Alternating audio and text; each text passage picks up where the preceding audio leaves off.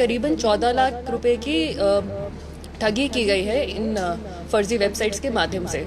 और पुलिस ने तुरंत कार्रवाई करते हुए उन 5 लोगों को गिरफ्तार किया है जो इस ठगी में सम्मिलित थे। जो फर्जी वेबसाइट्स थी इसमें वन टाइम रजिस्ट्रेशन करा रहे थे वो लोग सीटेट एग्जाम के लिए, और वन टाइम रजिस्ट्रेशन फ़ी जो चार्ज हो रही थी वो QR कोड के माध्यम से जारी। प्राथमिकता थी कि हम जो ये फर्जी वेबसाइट चल रही हैं उनको हम टेक डाउन करें, उनको हटवाएं नेट से, ताकि और बच्चे इसका शिकार ना हो। और इसमें हमने मल्टीपल टीम्स बनाते हुए फ़िलहाल 5 लोगों की हिरासत में लिया है और उनसे पूछताछ जारी है। और किन्हीं सर्कल्स में ये इन्फॉर्मेशन चल रही थी कि करीबन 14 लाख रुपए की ठगी की गई है इन फर्जी वेबसाइट्स के माध्यम से। मैं आप लोग को क्लैरिफाई करना चाहूँगी कि ये जो 14 लाख का फिगर है ये वेबसाइट्स पे कितने लोगों ने सर्च किया या फिर विजिटर काउंट ये दिखाया जा रहा है, और इसकी भी कोई पुष्टि नहीं की जा सकती कि कितने लोग असल में इस वेबसाइट को एक्सेस करें। सिर्फ 77 लोगों ने रजिस्टर किया था और कुल मिला के करीबन 22,000 रुपये उन्होंने एज रजिस्ट्रेशन फ़ीस दी है। तो हमारी अभी जांच चल रही है और हमारे साथ HSSC के मेंबर भूपेंद्र सर भी हैं, और यदि वो इस पर कुछ प्रकाश डालना चाहें सर। नहीं, हमारा तो जो पहला स्टेप था, जैसे ही जानकारी आई और कमीशन की तरफ से बैक एंड पर जो टीमें सोशल मीडिया के माध्यम से जो जानकारियां आ रही थी उन पे लगी हुई थी, तो ये जानकारी आते ही हमारे कमीशन ने एक्शन लिया और हमने पुलिस में कंप्लेंट की और पुलिस ने तुरंत कार्रवाई करते हुए उन 5 लोगों को गिरफ्तार किया है जो इस ठगी में सम्मिलित थे। कब से हो रहा था?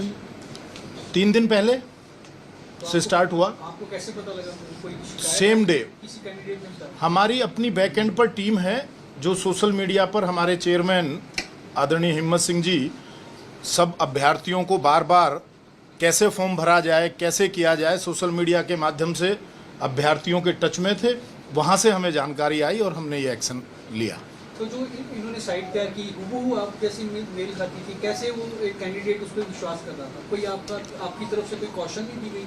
नहीं, हमने तो बार बार अभ्यर्थियों को कहा है सोशल मीडिया के माध्यम से भी कि साइट पर जो हमारा लिंक है उसी के थ्रू आप लोग अप्लाई करें, लेकिन फिर भी 77 लोग वहां गए हैं, तो कुछ बच्चे हो सकते हैं जिन्होंने वहां जाकर किया है।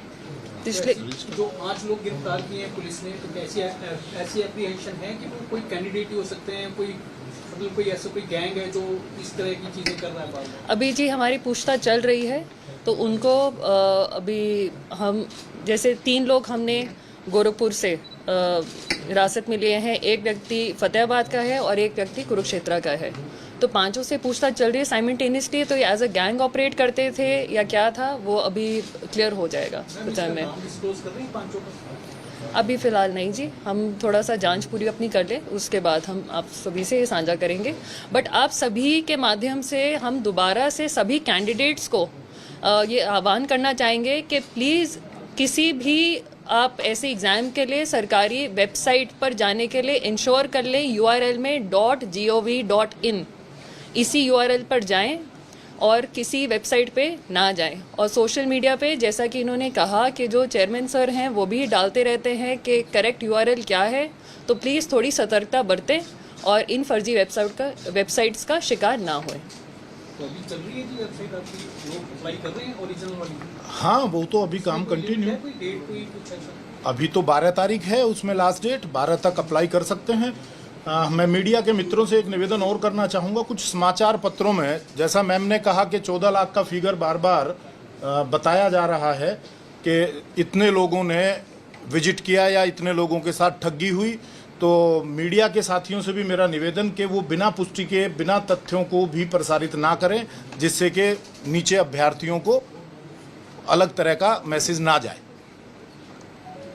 जिसमें मैम जो 5 लोग गिरफ्तार किए गए उसमें तो महिलाएं भी शामिल हैं जी, एक महिला है।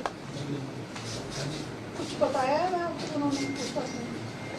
अभी पूछताछ चल रही है जी। अभी मैं आपसे बहुत सारी इन्फॉर्मेशन अभी धीरे धीरे साझा कर पाएंगे। हो सकता है कि और भी गैंग मेंबर्स हों तो वो सतर्क ना हो। कहाँ के से है ये लोग जो पकड़े हैं? जैसा कि मैंने शेयर किया, 3 लोग गोरखपुर के हैं, एक व्यक्ति फतेहाबाद का और एक व्यक्ति कुरुक्षेत्र से। मैम ये ऑपरेट भी वहीं से हो रहा था, गोरखपुर से ही ऑपरेट हो रहा था ये वेबसाइट? जी, जो सर्वर की डिटेल्स हैं, जो सर्वर पे रजिस्ट्रेशन की गई थी, वो गोरखपुर से की गई थी। मैम एज ग्रुप कितना है? एज ग्रुप 25 से 40 के बीच में है जी। कुछ इनकी हिस्ट्री पता चली मैम कि पहले हिस्ट्री क्या है, वो क्राइम हिस्ट्री रही क्या है या नहीं? फिलहाल अभी कोई भी इनके क्रिमिनल एंटीसीडेंट सामने नहीं आए हैं, बट हम वेरीफाई कर रहे हैं। सर, जिस तरीके से अभी ये मामला सामने आया और इस तरह की आशंका बनी रहती है, क्योंकि अब जिस तरह से ऑनलाइन हैकर्स की भी, ऑनलाइन फ्रॉड के कई केसेस आते हैं सामने, तो आपको लगता है आयोग को भी इसके लिए एक अपनी टीम को गठित करना चाहिए? जब भी आप इस तरीके की परीक्षा या एनरोलमेंट मांगते हैं, आवेदन मांगते हैं, तो उससे पहले ही वो सक्रिय हो जाए ताकि ऐसे फ्रॉडस्टर्स को मौका ना मिले उस चीज़ को कैश करने के लिए। देखिए, जैसा मैंने बताया कि आज तीसरा दिन है। यदि कमीशन के एंड पर एक्टिवनेस नहीं होती तो सेम डे कंप्लेंट रजिस्टर्ड नहीं होती।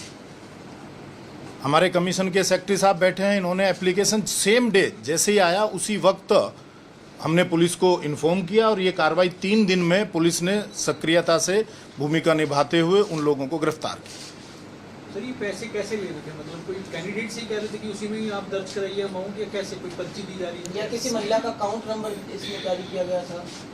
इसकी जानकारी मैं देना चाहूँगी आप सभी को। तो ये जो फर्जी वेबसाइट्स थी, इसमें वन टाइम रजिस्ट्रेशन करा रहे थे वो लोग सीटेट एग्ज़ाम के लिए, और वन टाइम रजिस्ट्रेशन फ़ी जो चार्ज हो रही थी वो QR कोड के माध्यम से जारी हो रही थी। तो QR कोड पे लोग पेमेंट कर रहे थे और ऐसे वो पैसे साइफन ऑफ कर रहे थे जी। मैं आप सभी को दिखाना भी चाहूँगी कि वो वेबसाइट्स हम टेक डाउन कर चुके हैं जी। वो खैर 4 तारीख को ही हो गई थी।